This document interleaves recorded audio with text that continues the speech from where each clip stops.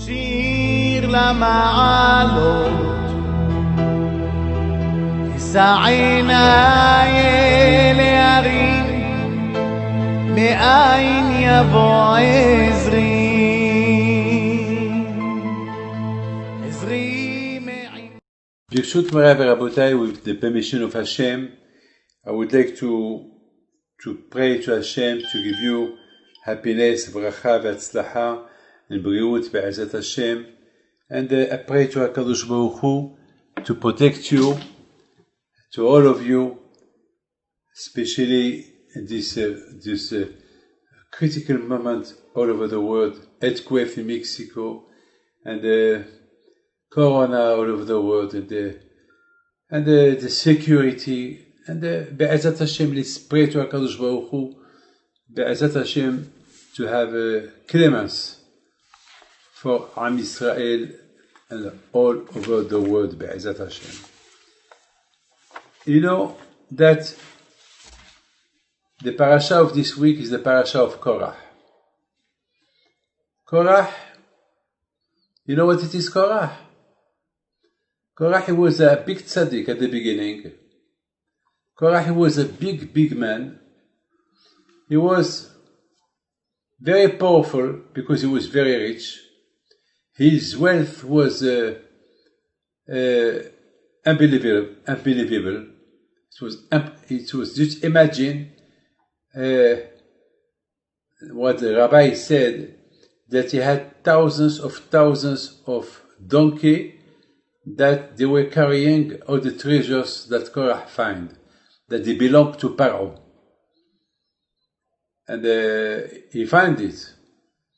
And so he was, and even that he was very rich, the money, it didn't blind his eyes. He was a very humble man. And until he was a prophet, you know, to be a prophet is not easy. To be a prophet is something that you have to deserve to be a prophet. And he was a prophet. He saw that from him, Shmuel HaNavi will come out. And unfortunately, it happened that because of jealousy, from where this jealousy started, you know, a jealousy is always start from something. I mean, you cannot be, I cannot be jealous from a king. I know what I am, but I cannot be jealous to tell myself I want to be the king. I'm jealous of the king. Why he is the king? I'm not the king. I cannot be jealous of a president that all the people love him and they elected him to be president. Why it's him? It's not me. Who are you? You are nothing. You worked hard to be president. So of course, Korah, he was not foolish to arrive to that situation. There was a tzaddik to become a rasha, to fight Moshe Aaron, and to make a big revolution against Moshe and Aaron. You know, it was incredible. It was terrible. You know, never Moshe Rabbeinu cursed in his life a man. And Moshe Rabbeinu, he said to Hashem, I beg you, punish them. Punish them. I mean, Moshe Rabbeinu, always he give his life for people. Now he said to Moshe said to Hashem, please punish them. I want the earth to open and to swallow them. I mean, if Moshe Rabbeinu came to that conclusion because he saw in front of him an Aaron man that he wanted to destroy the Torah. He wanted to destroy the Torah. He made fun of the Torah. He started to laugh about Torah and mitzvot. And he was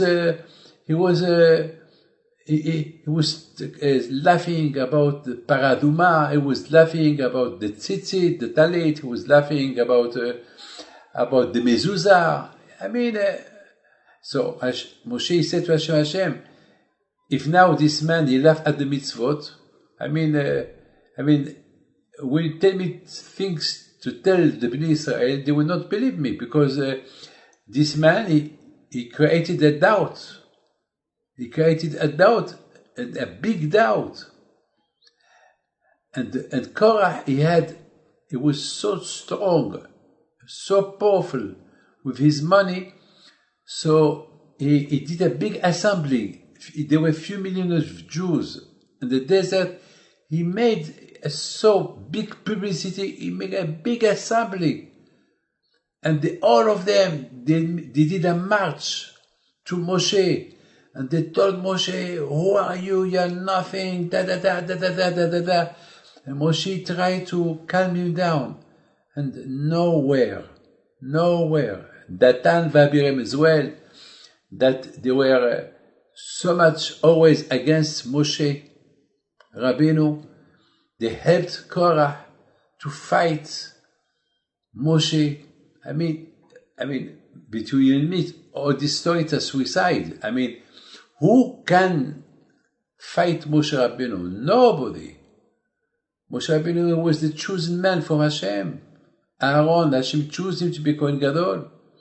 So, and what happened to Korah? This is a question. What happened to Korah? Why Korah? He become so ridiculous. He become, until now, he didn't deserve even to be buried. No, the earth swallowed him.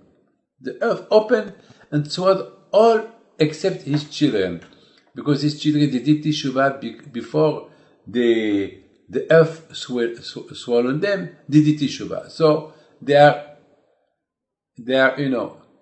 between Hashem. The Gemara said that Hashem, he put a place in Gehinnom, but the fire of Gehinnom don't burn them, because they did Teshuvah. But Korah, yes, Korah is up to now getting his punishment. So what happened to Korah? What happened from being a tzaddik to be a rasha, to laugh at Moshe, at Aaron? This conception, we cannot accept it. It's impossible. There must be something that, a beginning, something that, my friend, when there is a fire in a big building, it starts with something. It starts with a small utensil from electricity. Everything starts from something small, God forbid, cancer. It starts with nothing. If you don't catch it at the beginning, it could spread all over the body, and it's finished. Even the corona, when you take it at the beginning, so Baruch Hashem, things could be good, but God forbid, if the person don't realize what he has, and then it could attack, his brain, his heart, his lungs, it could be fatal. So even in Shalom Bayit, you see people divorce.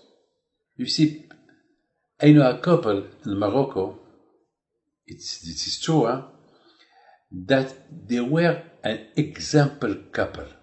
Example, I remember I was praying to Hashem that Hashem will give me just a wife like his wife, that she was Yeri Shamayim, she was a tzaddiket, and he was a calm man. The real couple that, all the people that they know them, they pray to Hashem that their children, when one day they married, they'll be like this couple. They were really a couple of example. And suddenly, we heard that the divorce. And then big fight for money. And then, even me, I tried to do shalom between them. I couldn't believe. But, what happened? I know them for 25 years. And I know them for 20 years. Really, the real couple. We pray to Hashem to have to have son-in-laws or daughters-in-laws like this, to be or to live like this. For me, a lot of times I took there, for example, for my own shalom bayit. Sometimes I had a problem with my wife, and then when I remembered this couple, I calm myself down. I said, "Hey, David, calm. So what happened? What happened? Why it finished? Why it stopped? They didn't need money. They had money. They had houses. They had everything. Beautiful children. What happened? Everything starts from something. Always there is a beginning of something. I mean, always there is something. What starts exactly? What starts exactly?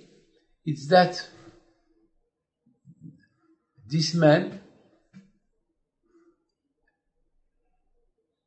he thought that everything is okay in his house, so he started to travel alone.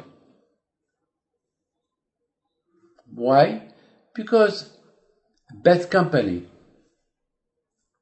Because he met a friend, a good friend that is not married. And from time to time they invite him to eat. They started to do business together. And then this man, he told him, why we don't go together to South Africa to see the jungle? And he seduced him to, yeah, why not? But my wife, okay, your wife, what the problems? Nothing. It's just you cannot take her to South Africa. It's to discover the animals, da. So he liked the idea. He told his wife, and his wife, she said, no, you never travel without me, so you take me with you. From there, everything started. Always there is a start of something. So now I want to understand Korah, what began? Because for me, Korah, he was a perfect man. He was a tzaddik. He was a prophet. No one could compete him with money. So what happened to Korah to become a evil, devil? Why? What happened? Well, my friend, it happened, Korah, that in life, always you have to accept what Hashem did. In life, this is, you must accept, because you have no choice. If you believe in Hashem, you must accept, that's it. Always, you have to accept, this is something that when you have emunah in HaKadosh Baruch Hu, so your emunah should be that you have to accept. When everything is good, Baruch Hashem. But when everything is bad, well, Baruch Hashem, I accept. Korah, he couldn't accept. Everything began because his nephew, he had Moshe Rabbeinu give him a high position in the Beit HaMikdash. And maybe Korah at the beginning he accepted. He accepted because Korah was a tzaddik. But the Yitzhara, he started. The Yitzhara started to push him. Hey Korah, why Moshe didn't give you the position for you? Why give it to his nephew? You're older than him. You're supposed to be the one. This is the beginning. I know a lot of people that they were in the yeshiva, they were good people, and they become bad because every time there is a beginning. Always you have to be careful from the beginning of bad thing. Just imagine a plane. when the plane wants to take off, if you see a red light in the cockpit, quick, the pilot stop. But it's nothing, it's only a small red. I mean, everything is okay. Yeah, everything is okay, but it's red light, it's an alarm. You have to watch it. I remember one day I was in Mexico, and few times the plane was supposing to take off and it come back to the gate. For 6 hours, we've been in the plane. Everybody, it came back. Till they fix it. Well, now he said, we hope it's fixed. But still, we were afraid. But we had no choice. Just to stay in the plane. And Baruch Hashem, it took off and we arrived well. Always, you have to have always your eyes open. In life, you must have your eyes open. Because if you are not be careful with your eyes open, then, God forbid, you can do bad things, but you will not realize that you are doing bad things. I mean, look how much blind we are. On Yom Kippur, we come to the synagogue. We know that on Rosh Hashanah, Hashem judge us. And we know on Yom Kippur, Hashem forgive. And we know that everything it's done already. And after Kippur, we started to do bad things. I mean, what's this? We know that we're killing ourselves.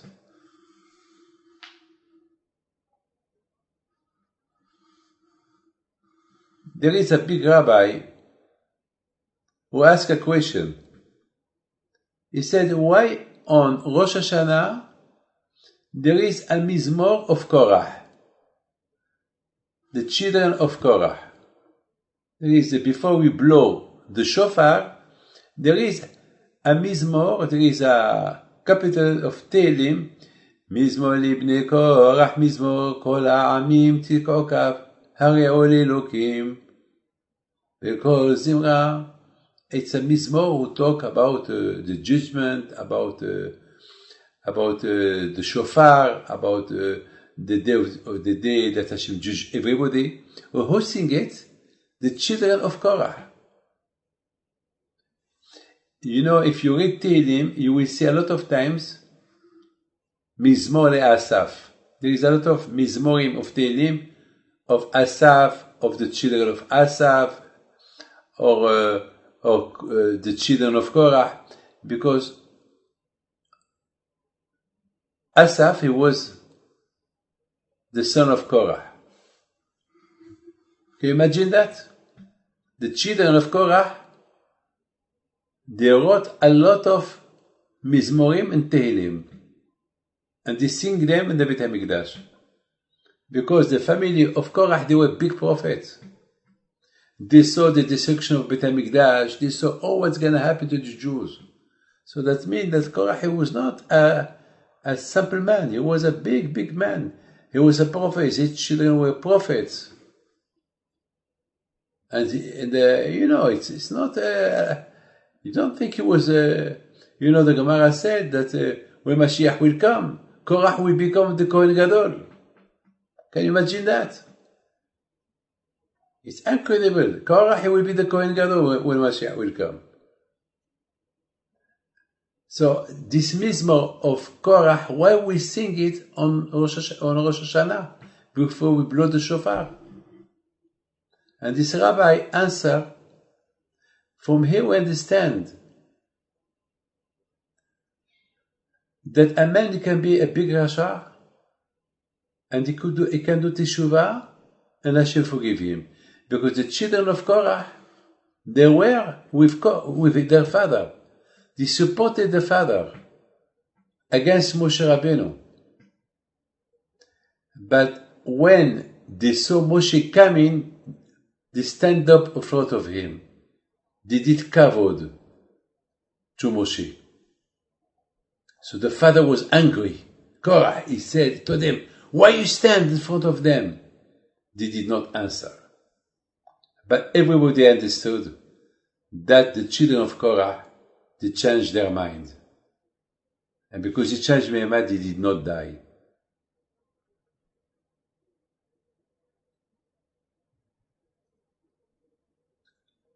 So, on Rosh Hashanah, we read the Mizmor of the children of Korah to remember that always there is a chance to do Teshuvah. Like the children of Korah, that they did Teshuvah before the earth opened her mouth to swallow them.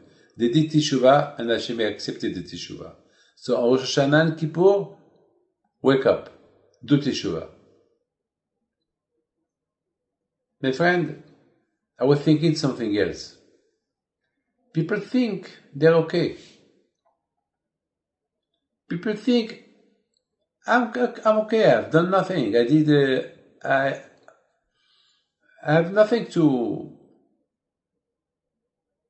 I've done nothing to do Teshuvah for. I'm a good man.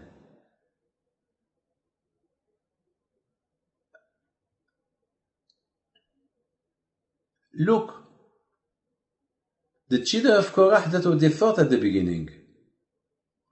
They thought their father is right.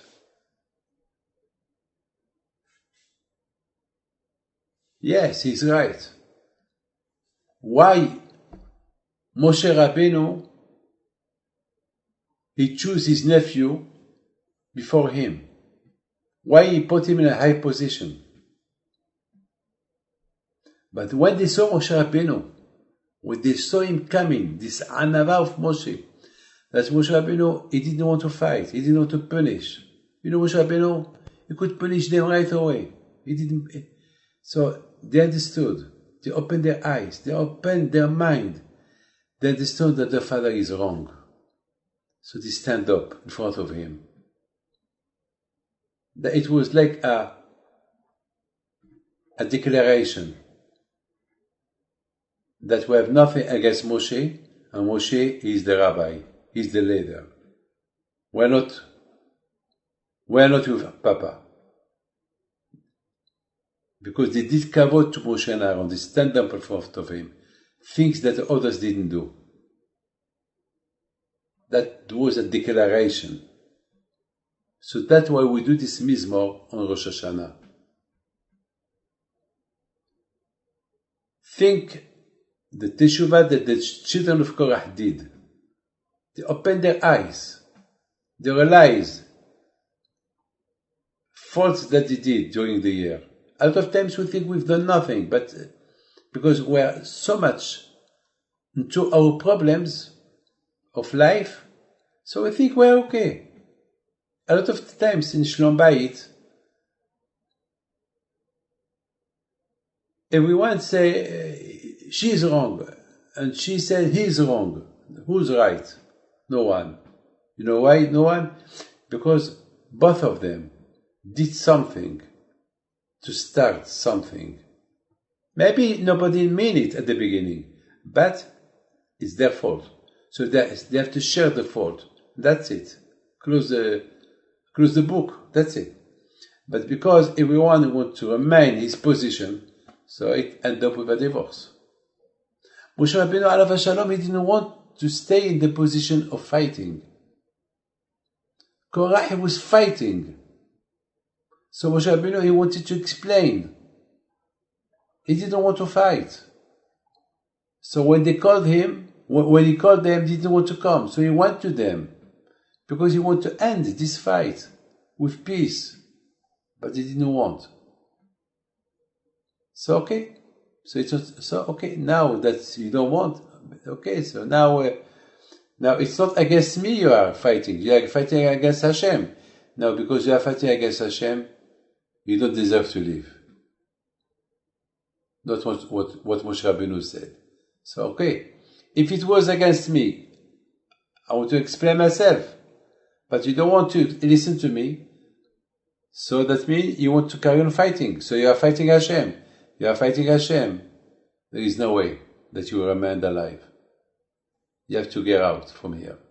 And you will become like a symbol for everybody to know that nobody can fight Hashem. Anyone who fights the tzaddikim is like he fight Hashem.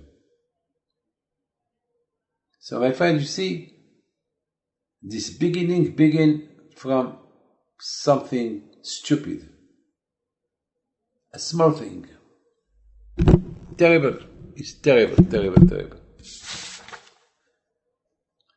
My friend, can you imagine Korah? He was in Matan Torah. He saw Moshe Rabbeinu bringing the Torah. He saw Moshe Rabbeinu with the cone of light that he had in his face. They saw how Moshe Rabbeinu built the Mishkan alone. The Mishkan was very heavy, hundreds of tons of weight. And Moshe Rabbeinu, with Hashem, they built the Mishkan during 7 days. They built it in the morning, and in the evening they unpack, all the Mishkan. Then the morning again they will build it. Korah saw Moshe Rabbeinu 3 times going to the Shamayim, talking to Hashem, stay there 40 days and 40 nights with no food. Can you imagine the mountain of Sinai full of fire, and they saw Moshe Rabbeinu walk in the fire and not get burned? They saw Moshe Rabbeinu when they crossed the sea. It's Moshe Rabbeinu, and the Torah said, "Vaya'aminu b'Hashem Moshe Avdo." Everybody believed in Hashem and Moshe. That means even Korah believed on the strength of Moshe. They saw Moshe Rabbeinu fighted Pharaoh. They saw the last plague that Hashem gave to the Egyptian. Pharaoh came, was looking for Moshe. He begged him, please go. What happened? What happened? What happened to Korah? Well, my friend, it could happen to any one of us. I had a friend.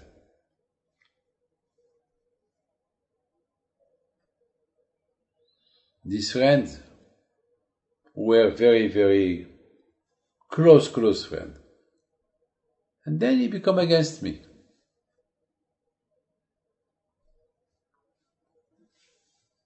No one believe. All this why?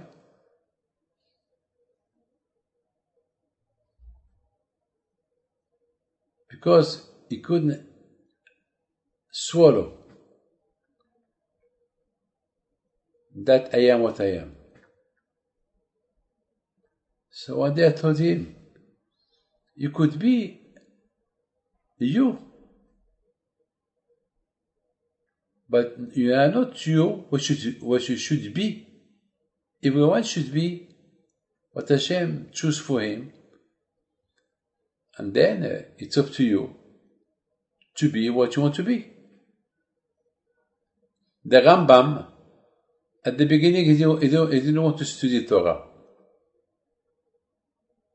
So his father told him, well, you don't want to study Torah, I'll teach you a job.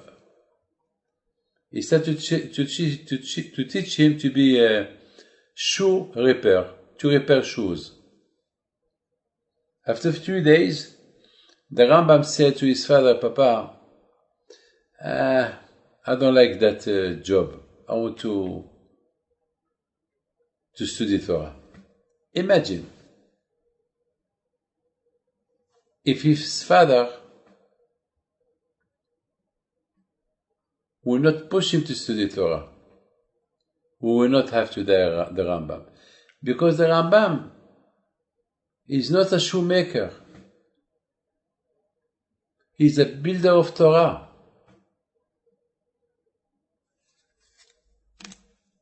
Hashem, He wants for each one of us the best. So we have to be the best of the best. Not to be the worst of the worst.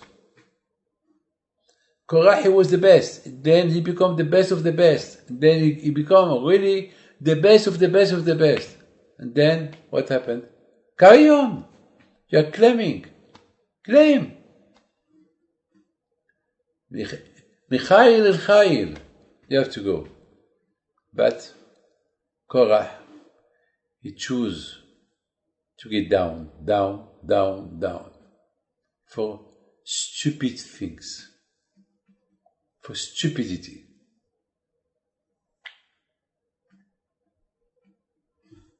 He followed his eyes. He didn't look well. Hashem give you eyes to see. But to see what you should see. But not to see what you should not see. You have to accept the decision of Hashem. The decision of Hashem is that you, Baruch Hashem, you are the most richest man of the world. Everybody loves you. Everybody respects you. And, hey, Korah, did you ask yourself, do you deserve all this wealth or not? No. Can you imagine all your wealth belongs to Yosef HaTzadik, that he keep it for Paro.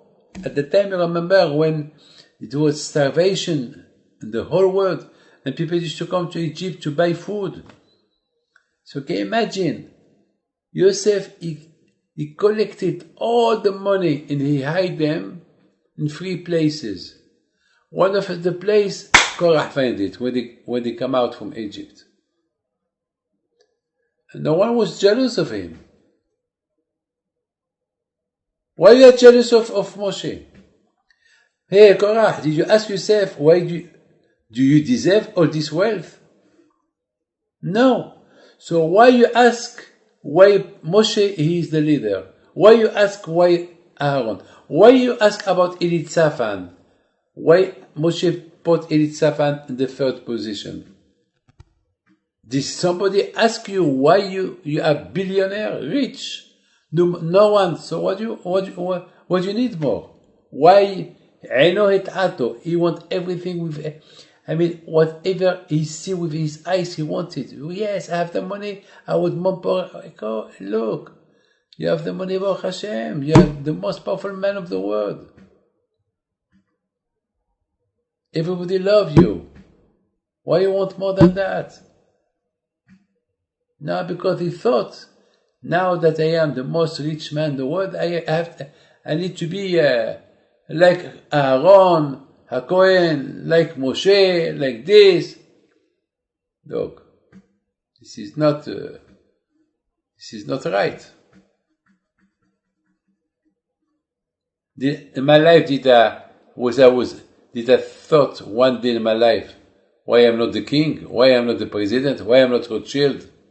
Why I'm not this? No, because it's Hashem who choose what you will be, what you will be.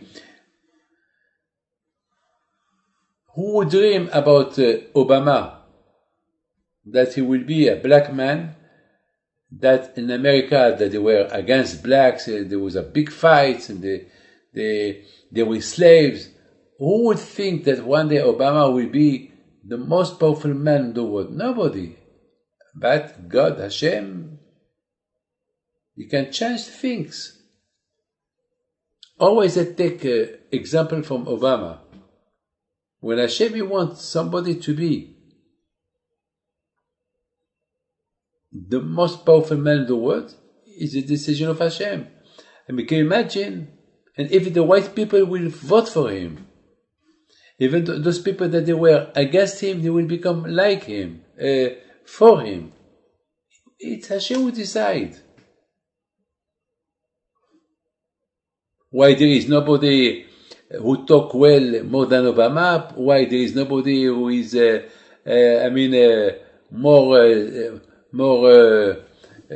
clever than Obama? Why there is nobody who is a genius more than? No, there is a lot of people more than. But Hashem chose Obama to be the number one of the world. And all the presidents that they were before him, they respect him. Be Clinton, Bush, etc., etc. It's normal, because now he's not what he was.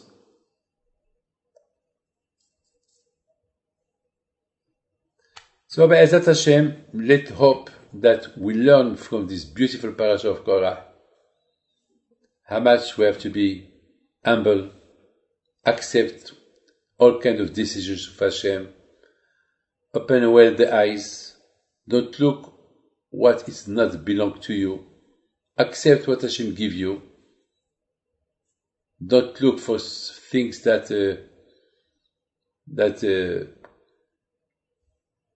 it could cause you problems.